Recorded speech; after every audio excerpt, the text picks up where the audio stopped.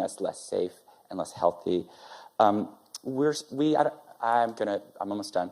We've also seen at HRSA, at CDC, and at SAMHSA these policy statements that are counter to the evidence-based policies that we know work, harm reduction policies like needle exchanges and supervised injection sites, evidence-based policies like Housing First that says before we want to try to make sure that you're taking your medications, we want you to have a safe place to sleep. These are the kinds of policies we know work, and these are under direct attack by our current administration. So how we speak truth to power is very difficult when we feel that the truth has been well established. For the last 30 years, we've known equity is important. So how we change the name of the game, I think, is really about building collective power so that the truth has an ear that is prepared to listen to it.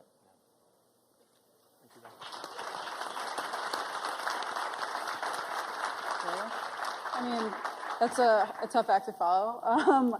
But no, I mean, Ben is absolutely right. These are devastating cuts that are really exacerbating existing inequities. You talked about chronic health conditions. Folks rely on this coverage for a whole host of healthcare services. 1.2 million folks that are covered by Medicaid are LGBTQ.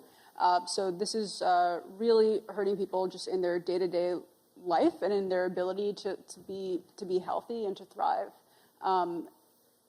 Economic insecurity is already a long-standing issue for many folks in the LGBTQ community, and so this is unfortunately really compounding barriers to care as we know them. Thank you for that.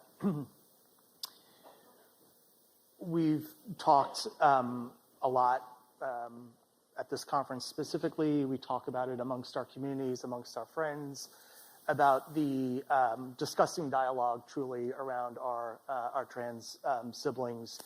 And I think, yet again, it's a portion of our community that is really taking the brunt of such hatred and vitriol, and you're seeing it play out in, unfortunately, too many aspects of our lives, and I think you're seeing it also in healthcare. We've talked about that, and it's incredibly disheartening. I think, certainly we're seeing the immediacy of denial of care, but I think there's also a cascade effect that we're going to see, including impacts to providers that will or will not treat because they're afraid to do so based on the state where they live. And so I kind of open it up to the entire panel to talk a little bit about, reflect on what you're seeing in your state, either good or bad, personal anecdotes. But I think it's an important and critically important aspect of this overall conversation, not central to it.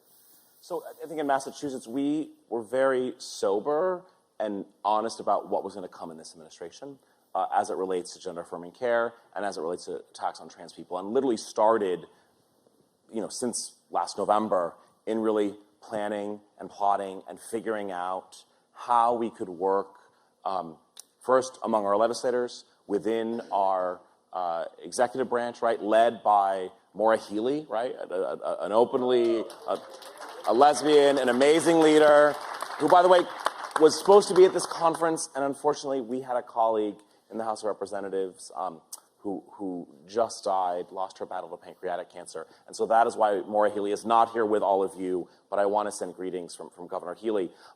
Working with our community health providers, we have great research institutions, we have great community health centers like Fenway and Trans Health in Massachusetts, right? All of them, though, if you look at the way that we have sort of built healthcare access, whether it's in an affirming healthcare space, in an HIV space, a lot of this are tapping into programs that were set up in part with tentacles from the federal government, right? Our federally qualified community health centers, the 340B pharmacy program, tens of millions of dollars in research, right, that's coming to institutions like Children's Hospital in Boston, Mass General. That means the federal government, right, has quite an ability, if we didn't get savvy, to basically prevent gender-affirming healthcare in Massachusetts simply by kind of either turning off the spigot, changing the rules, and exactly what they've done. So we have been working really, since January and sort of plotting out how we were going to basically provide a way to ensure that there's care in a different fashion, right? How we've been providing care through FQHCs, through 340B programs, through research hospitals, that's not going to cut it in this moment. And so we first built on the work that we've done. Massachusetts, I believe, was the first state in the country when we passed our SHIELD law in 2022 to include and to entwine gender-affirming care with abortion care. And that has been replicated in over a dozen states, and we're very, very proud of that. First, we went to update our SHIELD law, and we did so swiftly. That was signed into law by the governor in July. And then we also were trying to figure out, all right, how do we create a mechanism within state law that can be providing this care? And really big shout out, this would never have happened, without having colleagues at the table like Jack Patrick Lewis, like Thomas Moakley, like John Moran. These are representatives who are here from Massachusetts. And then I really teamed up specifically with San Montano, a state representative, our non-binary member in the House.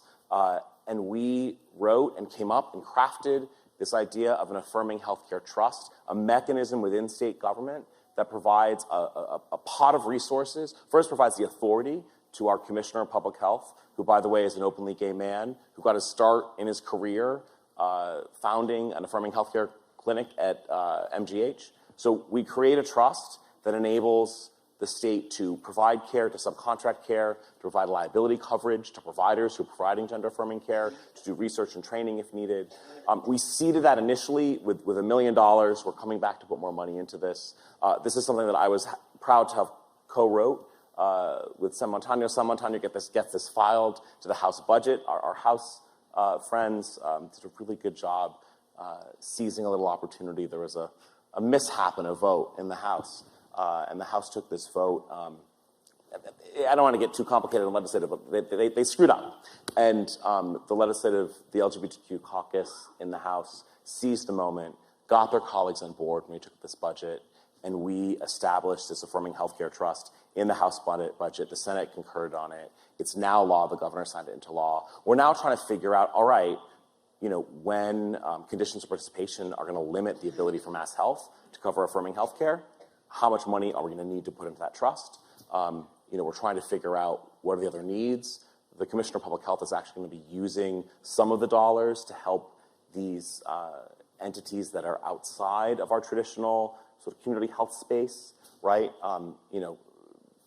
Private practice, essentially, to be providing that care. And so that's exactly what's happening in real time. But it took a ton of collaboration. It took us, essentially anticipating that this was the world we're going to live in, trying to get ahead of that work.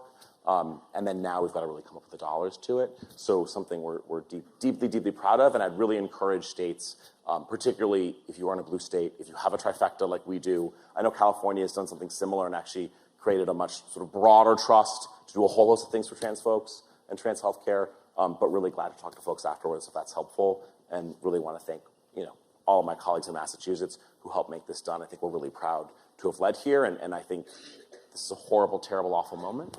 But I think we're confident we can continue to provide affirming healthcare in Massachusetts no matter what the fuck they do.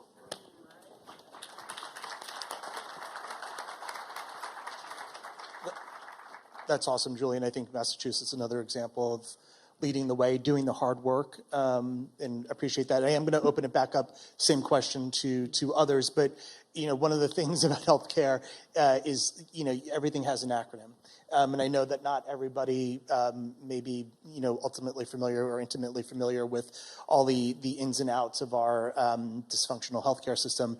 So Ben, maybe you could describe what a FQHC is, please. Absolutely. Gladly. So an FQHC is a federally qualified health center. We also include FQHC lookalikes, just because we can be more complicated. Essentially, we enter into a contract with the federal government that says we will be a healthcare home and will provide care to everyone regardless of their ability to pay. In collaboration with the federal government, we provide that care, and they provide us with sort of a sustaining grant that allows us to operate on a fee basis. It is a we have a very diverse payer mix, and so it isn't enough of a grant to keep our doors open. We have a diverse set of income streams, including the 340B program. I'm really sorry if today is your first day hearing about the 340B program. This is a whole session in and of itself. Essentially, it is a program that helps move dollars from insurance companies to healthcare centers so that we can provide more and better care to communities in need. We also we bill insurance like any other healthcare center, but we are required to provide care to people regardless of their ability to pay, which is what makes us different from a place like One Medical, for example. Thank you for that, Ben. And I think just to pull on the thread a little bit further is, so when we're talking about all these cuts to Medicaid or ACA disenrollment, these individuals are going to end up at federally qualified health centers, which are going to be crushed in the onslaught of disenrollment policies. So again, people who are on the front lines doing incredible work, taking care of the most vulnerable in our society, and then certainly in our community. So thank you to you and the rest of the Whitman team who are doing that. Back to the rest of the panel, and maybe I'll turn to you. Sure, Thank yeah, you. maybe by contrast to Massachusetts, North Carolina is a state where we do have very aggressive bans on gender-affirming care, on evidence-based care, and they come with really significant consequences for providers. And not only is the care banned, but there are very aggressive funding clawback provisions, threats of lawsuits, and that has a clear chilling effect not only on the gender-affirming care, but for care for everybody, for our entire health system. And I'd say, as a legislator, what I'm trying to do, and I know my colleagues who are similarly minded, is to try to roll back these provisions on principle, but to try to keep and attract providers to our state. We are trying to think creatively, and it's sometimes begging for incentives for healthcare worker training and for retention because folks are leaving. The healthcare deserts existed, and they are getting substantially worse.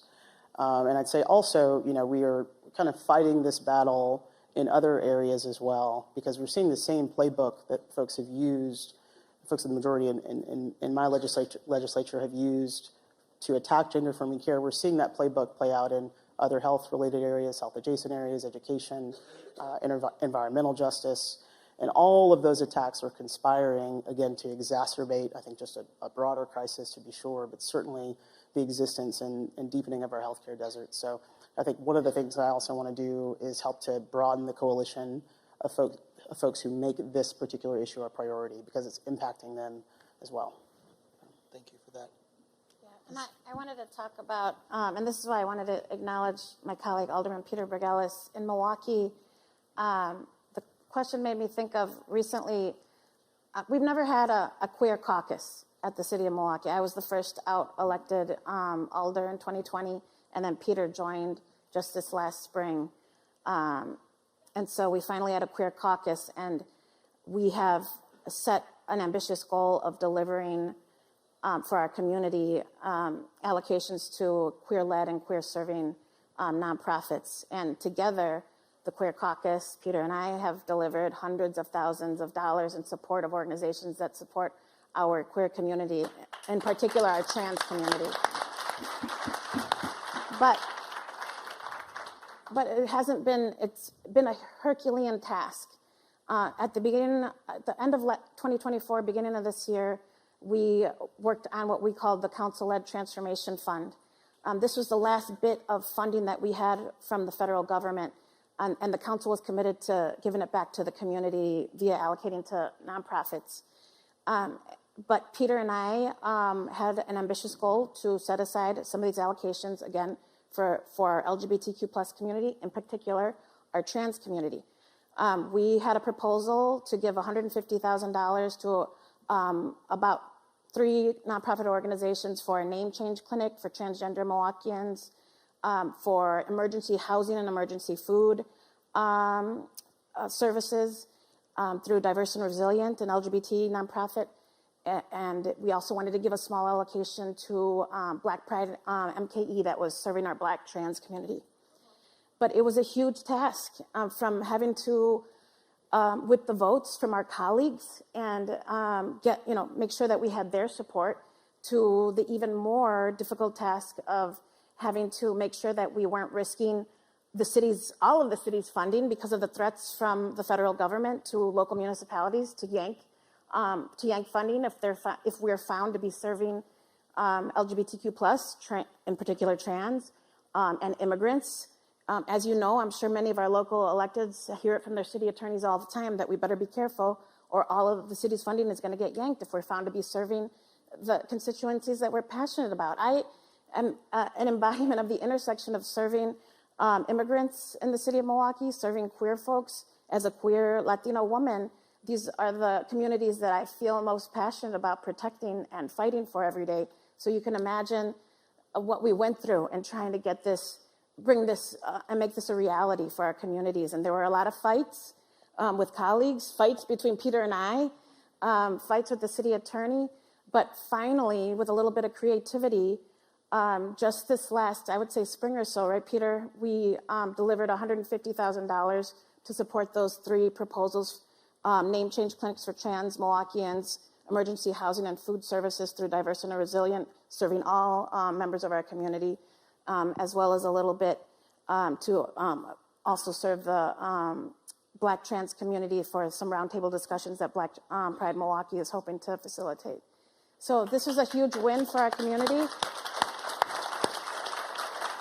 And it didn't stop there. You know, in total, we ended up in the last 2 years delivering $400,000 to queer-led organizations serving our community. But again, this almost didn't happen. It literally happened because we have 2 out-elected officials in the Common Council for the first time ever. And between me and Peter, good cop, bad cop in it, we were able to bring this home for our community, but it almost didn't happen. That's right. That's amazing. Thank you for sharing those examples.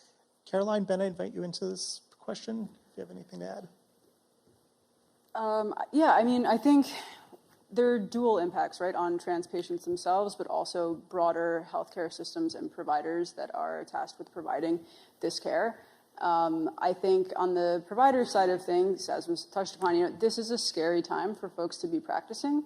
The restrictions that we're seeing have been focused mainly, but not exclusively, on transgender youth. But providers are, you know, being criminalized for you know, practicing in accordance with standards of care and trying to help their patients. So I think it's scary, and there are huge interdisciplinary teams that often provide this care. And in these kinds of hostile environments, you can result in provider shortages because it is a really scary time.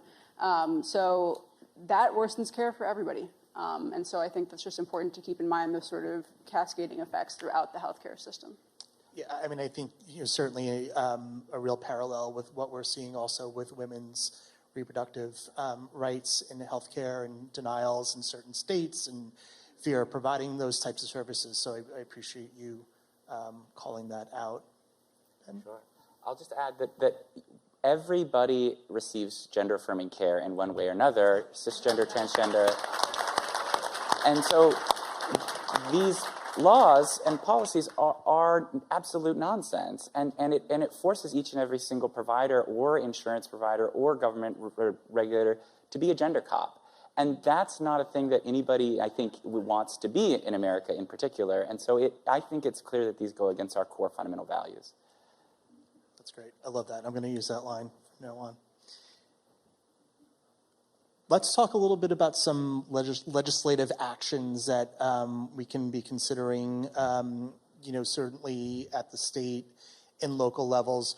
Julian, you touched on, well, actually, Caroline was the first one to touch on shield laws. Julian, you brought it up as well. Could, Julian, maybe you just take a moment to describe what a shield law is, how it works, why they're important, and then we can get into some of the other options that might be out there. So the shield law is a series of protections for providers of given care. Many states, on the eve of when the Dobbs decision was essentially leaked, realized that our providers of abortion care were going to be gone after, and we're not going to have the series of protections they need, and really could essentially be bullied via liability out of providing care. And the same thing actually was already happening even before the Dobbs decision about providers of gender-affirming care, and you were seeing a number of states who had passed those laws as well. So the SHIELD laws effectively is around a shield for the providers, the location, the health center or the hospital providing that care, and then in addition, a number of states our SHIELD law is quite broad, right? So basically, the receptionist, anyone sort of involved in providing that care is protected within the confines of the state, and a number of it's tough, right? So like I can give like a whole laundry list of advice for states where it's going to be possible for folks to bolster their SHIELD laws, to pass an affirming healthcare trust like we did in Massachusetts and what California's done, to update the name change policy, which we just did. We had this pesky requirement you had to publish your name in a newspaper. We got rid of that, right? And I also want to be really cognizant that we've got folks who are serving, who are not in environments, right, like a Massachusetts or a California. And, so I think the playbook there is sort of different.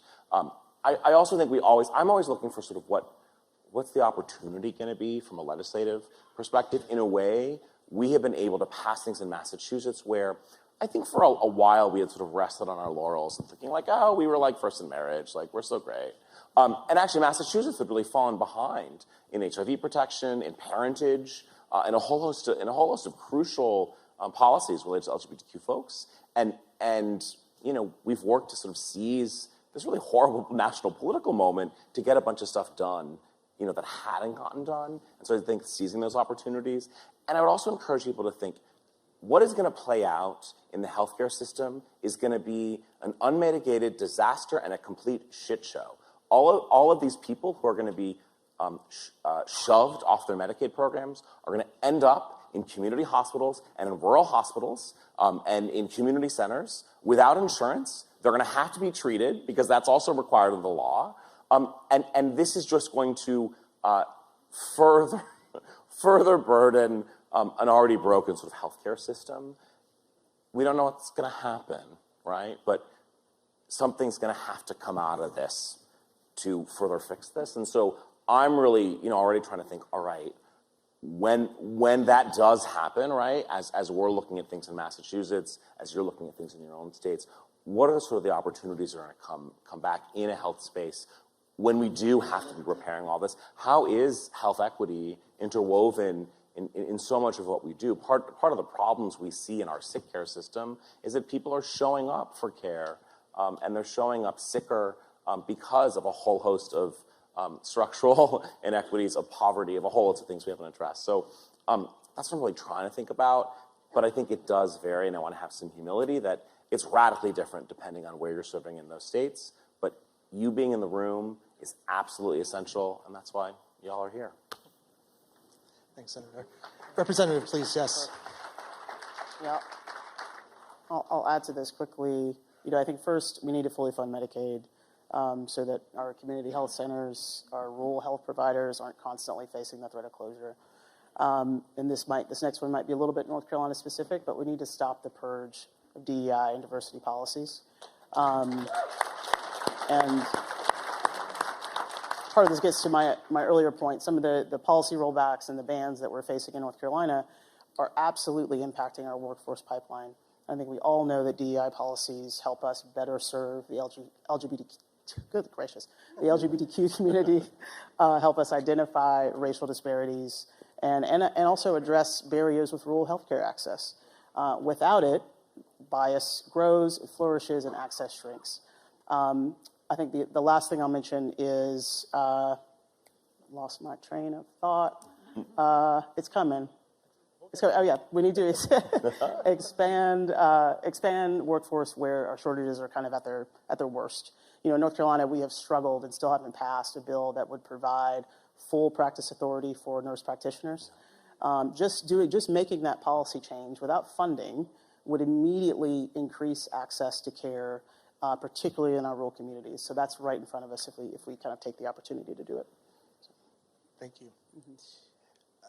Alderperson, you were talking a little bit earlier, so inspiringly, actually, about the different things that you're doing at the local level, and I wanted to turn it back to you to sort of tease that out a little bit more. What more can be done at the community level, and what you're seeing play out in your community? Yeah, I wanted to just keep going on this example that I used about the difficulty, though ultimately victorious, of delivering those allocations for our community. Again, and I know I kept stressing it almost didn't happen. I wanted the conference attendees to realize how difficult it is, and it would not have happened, and I couldn't have done it by myself when I was the only out member in 2020.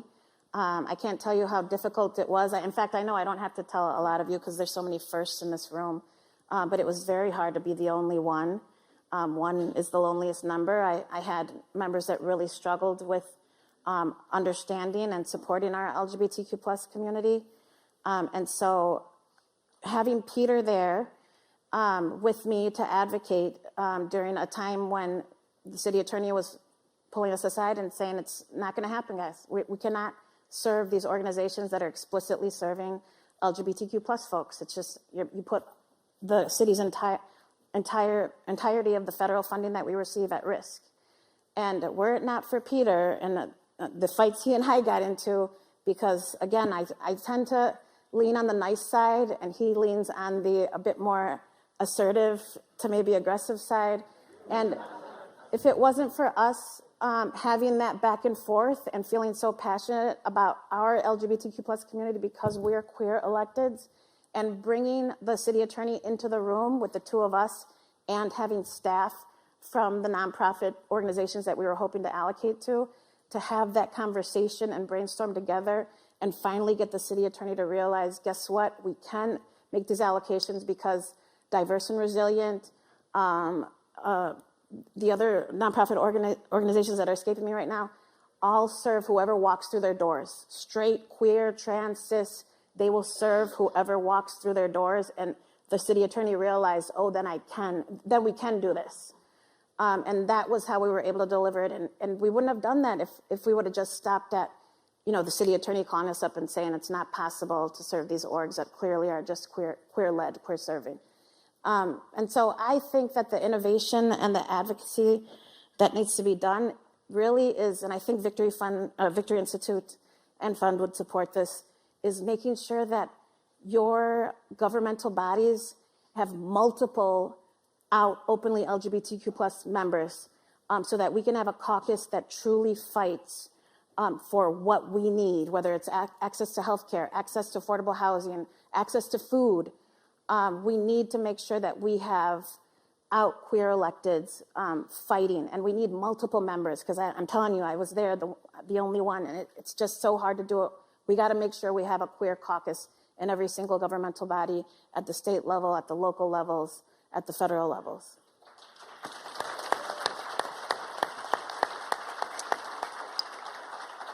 Thank you for that. I did a slightly terrible job moderating in terms of time, but you'll all be relieved to know that the star of the show is going to be here imminently. So we're going to wrap things up now. That was incredibly inspiring. You all inspire me. I think what we're seeing here is that it really does take a village. I mean, and we have to be in these rooms. We have to be speaking up for people that are not at these rooms, not sat at the tables. Thank you to everyone in the audience who's playing your part, wherever that part may be. Talk to each other, rely on each other. Times are tough, and I think this community is resilient. I've leaned on it multiple times. Lean on each other and enjoy the rest of the conference. Thank you, everybody.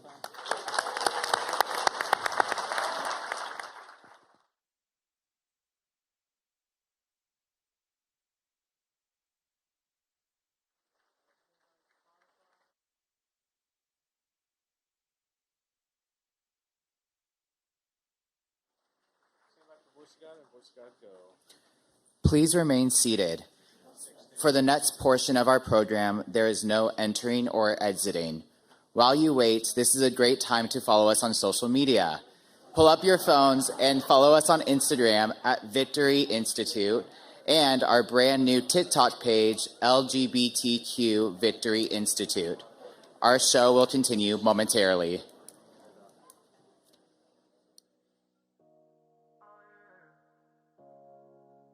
He calls me the devil, I make him wanna sin. Every time I knock, he can help but let me in. Must be homesick for the real. All the real estate gets.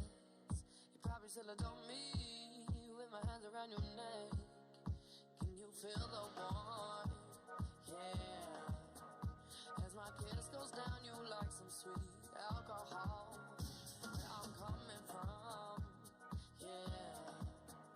There's a darker side of me that makes you feel so numb. 'Cause I'm high like hell, super when I'm not there and you're by yourself. Am I the answer to your prayers? I'll give you that pleasure, heaven, and I'll give it to you, harder than hell, harder than hell. Please remain seated.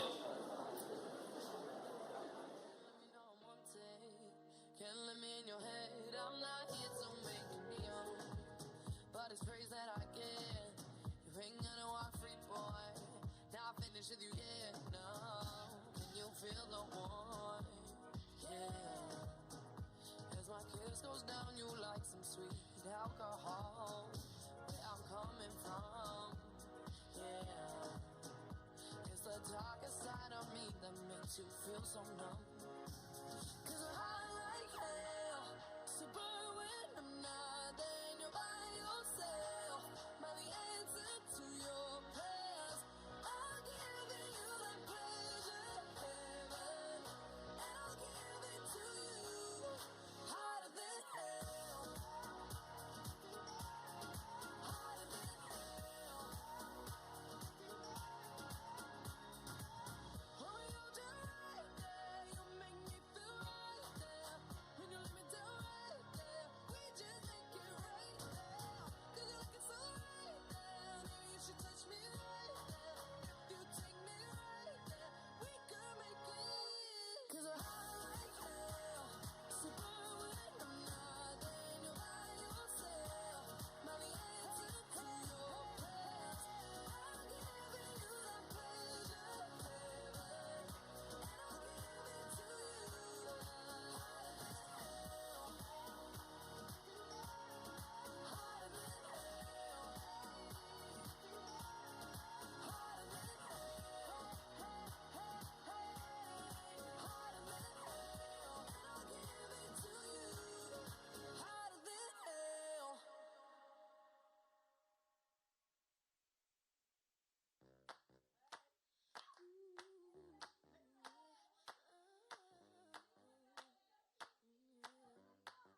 I love myself, I wanna see it when I turn around, look in the mirror. And if you don't like it, you can leave it, 'cause it's my own and I'll keep owning it. If you don't like it, Now, please return to your seats.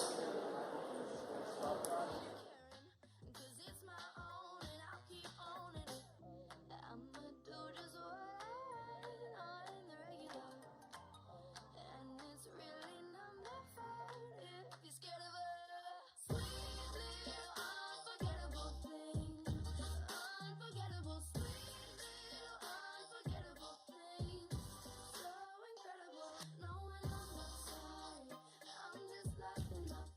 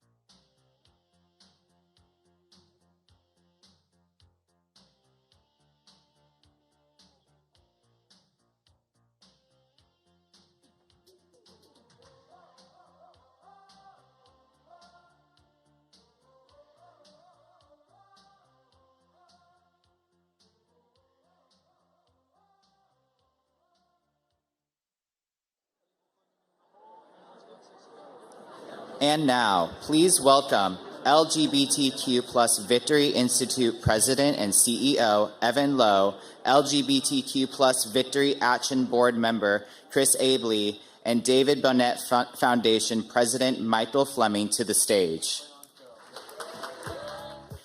And I know your story. I see what you're going through.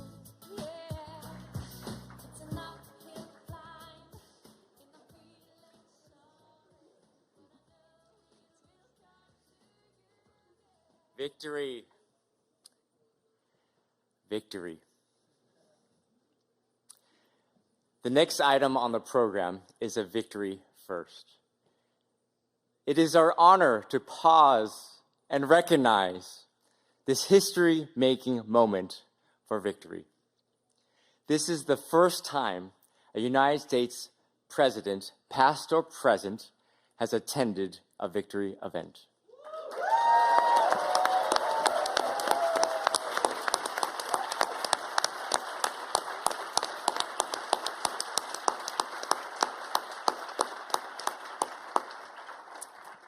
And of course, we are presenting the Chris Abley Impact Award. The Chris Abley Impact Award honors a leader who has been steadfast in supporting the LGBTQ plus Victory Institute and someone who has made significant contributions in advancing LGBTQ plus equality. We present this award that recognizes exceptional commitment to strengthening LGBTQ plus representation and expanding quality through service and advocacy.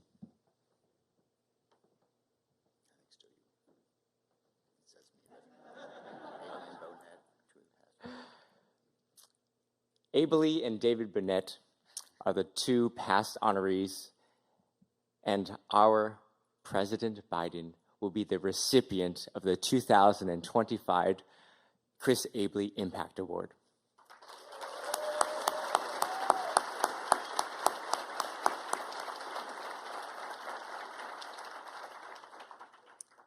President Joe Biden is a hero and an icon for our LGBTQ plus community. He's been a longtime supporter of our work and our mission. He presided over the most inclusive administration in history. In history, hands down. He, of course, was a critical partner in making government reflect the LGBTQ plus community that it serves.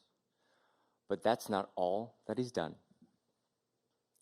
So on Meet the Press in 2012, and I think you will recall what is one of my favorite, can't miss TV moments, in an unscripted moment, speaking straight from the heart, which could describe most of our great president's career, he announced his support for same-sex marriage.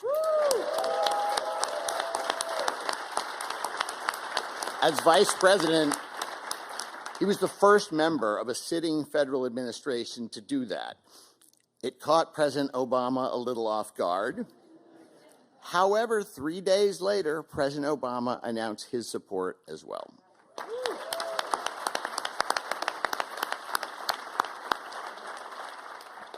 Years later, in December of 2022, as president, Joe Biden signed the Respect for Marriage Act, and it codified same-sex marriage, and it repealed the Defense of Marriage Act.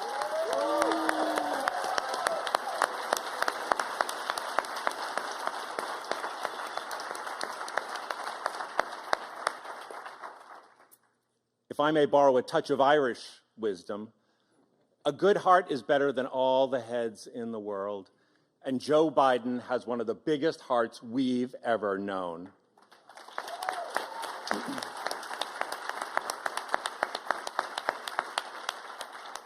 He shows up for families, for communities, for equality, always with warmth, humility, and a steadfast belief that we can do better for each other.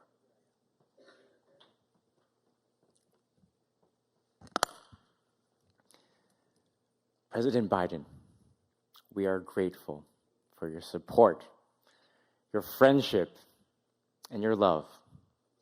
You remind us that progress is absolutely possible, that inclusion matters, that love and decency will always prevail. So let's be reminded, Victory. Don't get mad, get elected.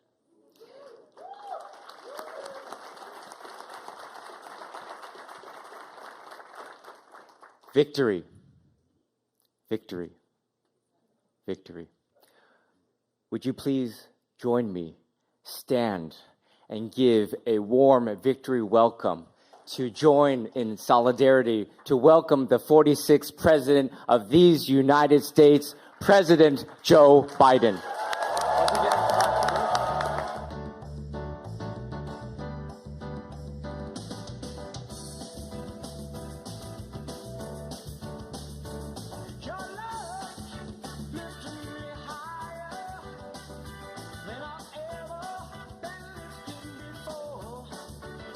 So keep it up, quench my desire, and I'll be at your side forevermore. You know your love, keep on lifting me higher, higher and higher. I say your love, keep on lifting me higher and higher. Now once I was down. Oh, hello.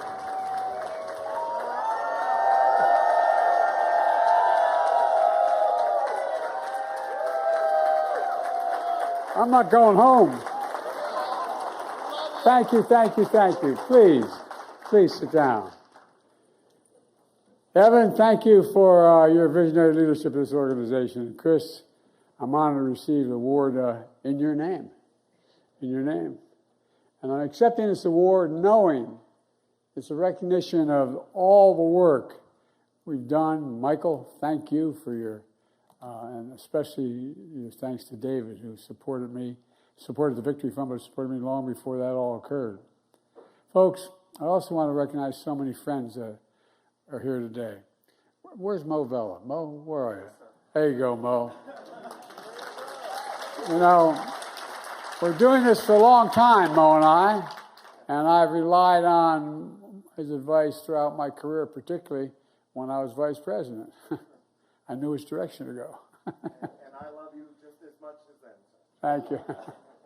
Next week marks 3 years. 3 years since many of us stood on a crisp day in the South Lawn of the White House, where I signed the Respect for Marriage Act. Folks,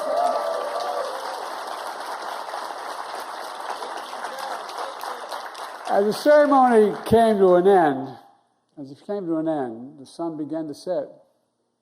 Rainbow lights lit up the portico of the White House. You know, the moment had an air of celebration, but also, quite frankly, for me and many of you, I expect, an air of relief. Relief. Finally, through the hard work, faith, counsel, sheer grit of folks like you in this room and so many who came before you, the momentous battle was finally won. Finally. And look, today, though, we know there's much more work to do. And the challenges ahead can feel daunting, particularly in the face of everything we're seeing coming out of this reactionary White House. You know, we're all here today for the same reason. Same reason. It's all because we believe in the power of our democracy to pull the nation together. You know, our worst moments, actually, we're the only country in the world that's gone through every crisis and come out stronger than we went into the crisis. Every time. America's the only country. Also, it's founded on an idea. We're unique, not a joke. It's not just, America. It's true. We're the only country founded on an idea. Every other country in the world is founded on geographic boundaries, religion, ethnicity. But we're an idea. A strong idea. It's stronger and more powerful than any dictator or any army. And that in America, we hold these truths to be self-evident. All men are created equal. All deserve to be treated with dignity and throughout their lives. And all of us, Each and every one of us deserves that. That's how I was raised. That's how many of you were raised, I guess, too. We've never lived up to that idea, though, but we've never walked away from it. We've never walked away from it either. And so you've heard me say before that when I was growing up, whenever something bad happened, I used to be a stutterer and people made a lot of fun of you, a lot of other things. My dad would look at me and say, Joey, just get up. Get up, Joey. Get up. Well, folks, that's my message to all of us today. To all who love our country. To all of us who are dismayed by the present state of the Union. This is no time to give up. It's time to get up. Get up and fight back. Get up. Continue to fight. And what's the fight all about? It's not high praise. It's about protecting the Constitution. It's about protecting the Constitution. Some of you are old enough to remember back in 2012, I went on Meet the Press. Got myself in a bit of trouble. But good trouble. You know, I just couldn't remain silent anymore. We had this whole plan to let things... Anyway. I told the truth. I expressed my support for gay marriage a little earlier than some folks had been expecting it. Well, that comment got all the attention. I also told another story during that interview. I've been speaking a few weeks earlier, and there was a group of LGBTQ leaders in a private home. And during the Q&A period, and I was in that home, a gentleman stood up and said, Mr. Vice President, let me ask you a question. How do you feel about it? How do you feel about us? That's the way he said it. I turned to the gay couple who owned the house. I looked at both of them. I said, what did I do first when I walked in the door of your home? And they both said, you walked right up to our two children. And I turned to the person asking the question. I said to those children, I wish every American, I mean this is from the bottom of my heart, I wish every American could have seen the love in the eyes of these two young boys for their dads. It was palpable. You could feel it. Because if they did see that, they'd never have any doubt about what this is all about. Folks, a lot has gotten lost in all the noise with terms like DEI and being weaponized and people's basic identity turned into political football. Right now, in no small part because of the vitriol of this in our national debate, there are young people sitting alone at home as I speak, literally, behind closed doors,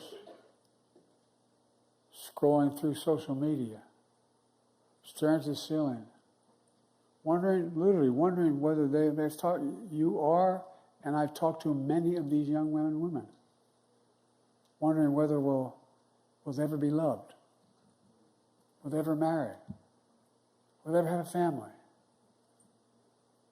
ever truly be accepted for who they are. So my message to young people is this. Just be you. Be who you are. You are loved. You're heard, and you increasingly understand you belong. You belong, you belong, you belong. I mean it. Things are changing. Folks,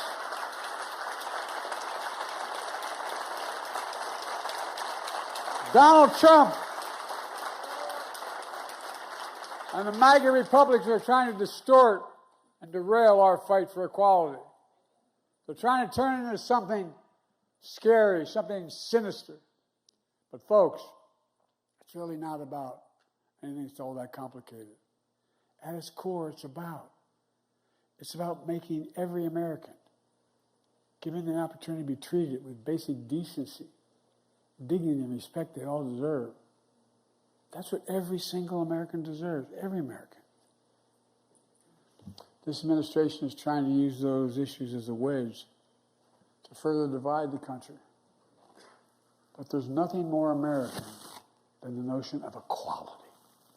Nothing, nothing, nothing.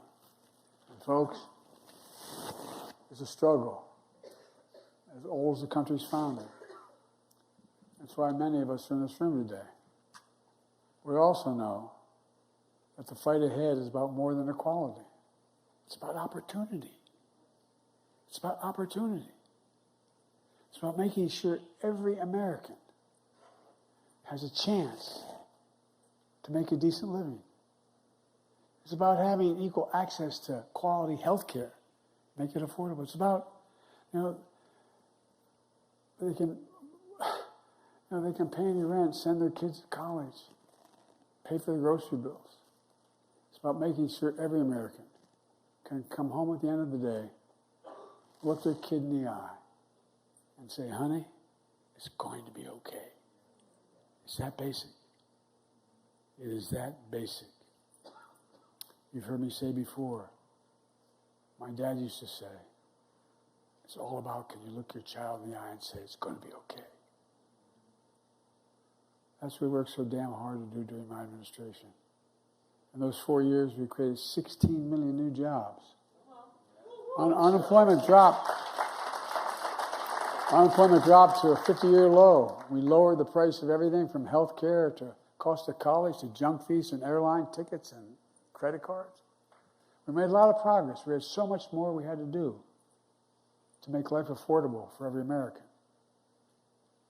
And it's this work that's motivated so many of you to step up, put your name on the ballot, and run for office. LGBT candidates across the country running not only to ensure equality for every American, but also to ensure that every American has access to opportunities they deserve. I want to thank those of you who are willing to put yourself on the line, willing to subject yourself and your families to the public scrutiny and the attacks that sure will come your way in order to make life better for every American. It's going to take character. It's going to take courage. So please join me today in thanking all the candidates elected to office here today, and please stand up, candidates. Stand up. Thank you.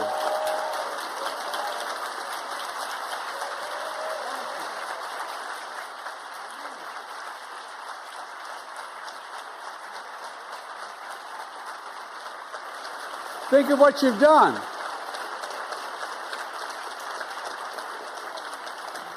I know I look like I'm only 40 years old. I know that. I've been doing this job for 51 years. If I made that same comment in this room, and I've spoken in this room that many years ago, made that same comment in this room 50 years ago, 30 years ago, 25 years ago, I've been thrown out of here. Not a joke. Well, when I took office, I promised to have an administration that looked like America. I've kept my promise.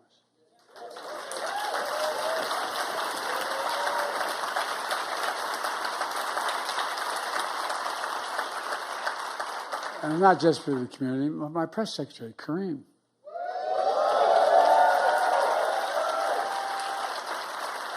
My head personnel, Goodman, is here. I don't know if he's here or not. There you are, man. Stand up. Oh, I see Kareem. There you are.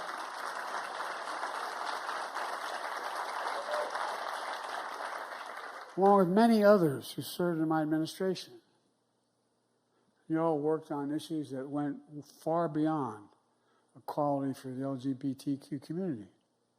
With your help, we accomplished much, not just in this community, but all across to create opportunity for everybody. My dad, really, all kidding aside, my dad was a really decent, honorable man, a well-read guy.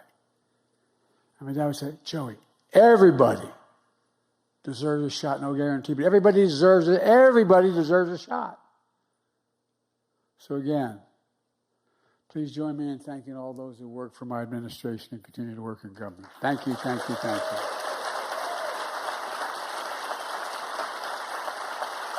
Let me close with this. Sorry I'm taking too long here. I apologize. Folks, America's not a fairy tale.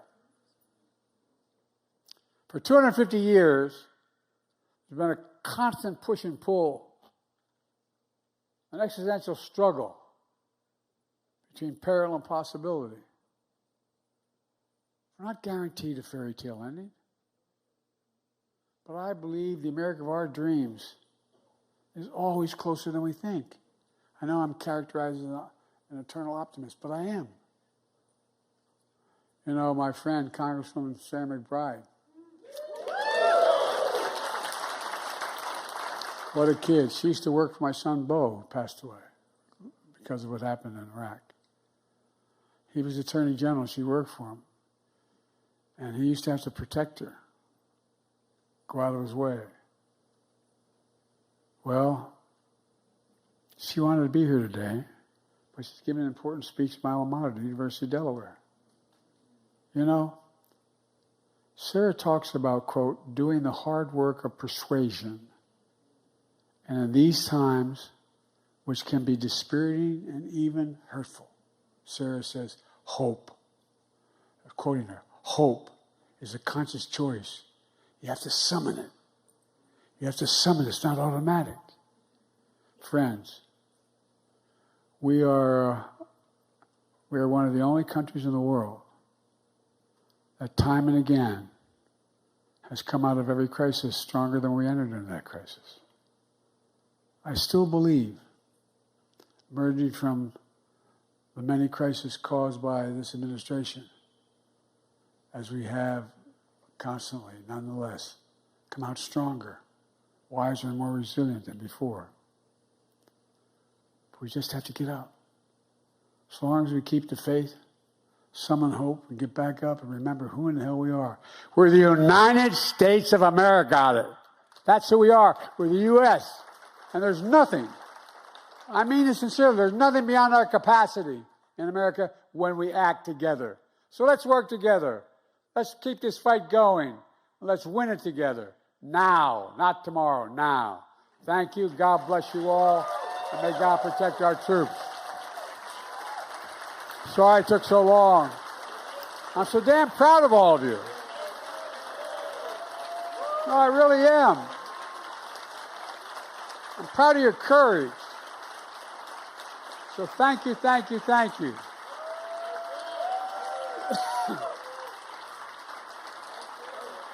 Every time I'd walk out of my grandfather Finnegan's house in Scranton, he yelled, Joey, keep the faith. My grandmother, no, Joey, spread it. Let's spread it. Thank you.